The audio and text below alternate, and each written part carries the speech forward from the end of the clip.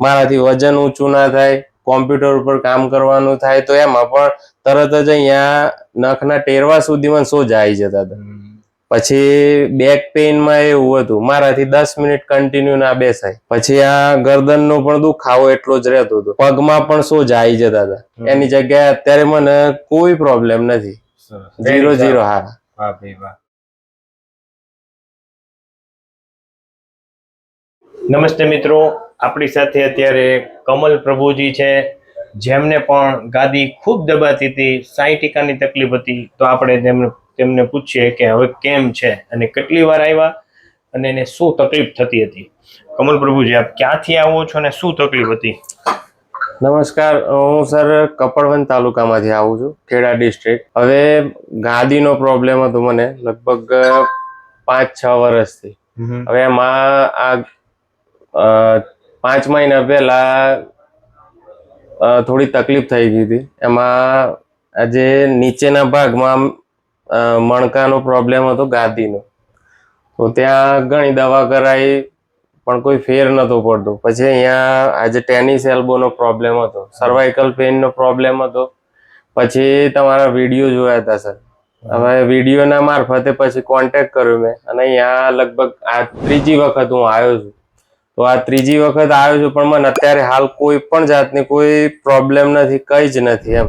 અત્યારે 3 માળ સ્કૂલમાં પણ હું સરળતાથી ચાલી શકું છું, દોડી શકું છું. ઘરે પણ હવે કોઈ રેસ્ટ નથી કરતો, રૂટીન જેમ પહેલા હતું એ રીતનું લાઈફ નોર્મલી જીવું છે. એ આપના પ્રતાપે છે સર. પણ તમને તકલીફ કેવી થતી? એટલે તકલીફમાં સર એવું થયું હતું કે અમે ટૂરમાં ગયા હતા રાજસ્થાન. તો લગભગ 5-6 દિવસ લક્ઝરીમાં મારે ટ્રાવેલિંગ થયું હતું. તો આવ્યા પછી જયારે સ્કૂલમાં જવાનું થાય તો બાઇક લઈને હું જતો હતો. તો એ અરસામાં 2-3 દિવસ મને બેક પેઇન ને એવું થોડુંક લાગ્યું એમ. પછી જયારે ઘરે આવ્યો ને તો પછી આમ આ ઢીચણ સુધી દુખાવો બરાબર રહેતો હતો એમ. મને એમ હતું કદાચ ફરવા ગયા એના કારણે પ્રોબ્લેમ હશે એમ. પછી રાત્રે સુઈ ગયો, સવારે ઊભું જ નતું થવાતું. તો એ અરસામાં સર જે 1.5 મહિનો 3 જણા થઈને ઊભો કરે મને, ત્યારે ઊભું થવાતું હતું. આવી પરિસ્થિતિમાં 1.5 મહિનો મેં કાઢ્યો હતો. પછી આપની ટ્રીટમેન્ટથી ઇમ્પ્રુવમેન્ટ ધીરે ધીરે કરીને અત્યારે મને આ સર મારે બેલ્ટ કમ્પલસરી અહીંયા ટેનિસ એલ્બો બેલ્ટ બાંધવો પડતો. મારાથી વજન ઊંચું ના થાય, કોમ્પ્યુટર ઉપર કામ કરવાનું થાય તો એમાં પણ તરત જ અહીંયા નખના ટેરવા સુધી મને સોજા આવી જતા હતા. પછી બેક પેઇનમાં એવું હતું, મારાથી 10 મિનિટ કન્ટિન્યુ ના બેસાય. પછી આ ગરદનનો પણ દુખાવો એટલો જ રહેતો હતો, પગમાં પણ સોજા આવી જતા હતા. એની જગ્યાએ અત્યારે મને કોઈ પ્રોબ્લેમ નથી, 0-0. હા ભાઈ વાહ. તો આ વિડીયો યુટ્યુબમાં મૂકી શકીએ? ચોક્કસથી સર. કહેવા માંગશો? સરનું કામ ખૂબ જ સરસ છે. હું જેમ વિડીયો જોઈને આવ્યો છું, જેમ બીજા પેશન્ટ અહીંયા ટ્રીટમેન્ટ લઈને ગયા છે, એ જ રીતના મેં ટ્રીટમેન્ટ લીધી છે. અને હું પણ બીજા પેશન્ટને કહું છું કે અહીંયા ખરેખર ટ્રીટમેન્ટ લેવા જેવી છે.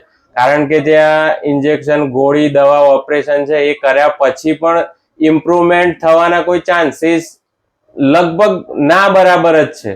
અને મારા મિત્રો પણ છે કે જેને ઓપરેશન કરાયેલા છે, તો એ લોકો આજે પણ રીબાય છે અને એની કોઈ દવા નથી, કઈ નથી. અને આ કાયરોપ્રેક્ટિક ટ્રીટમેન્ટ એવી છે કે જે આયુર્વેદિક નેચરલ થેરપી છે, કે જે દવા વગર, ઇન્જેક્શન વગર મને અહીંયા એક સિંગલ કેપ્સ્યુલ ગોળી પણ આપી નથી.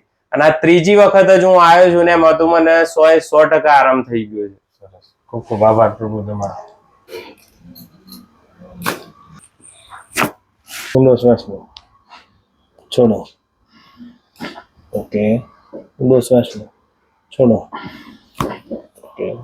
ઊંડો શ્વાસ લો, છોડો. ઓકે.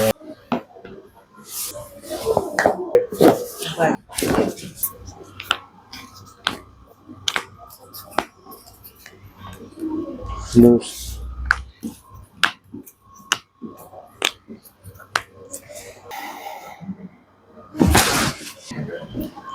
લૂઝ.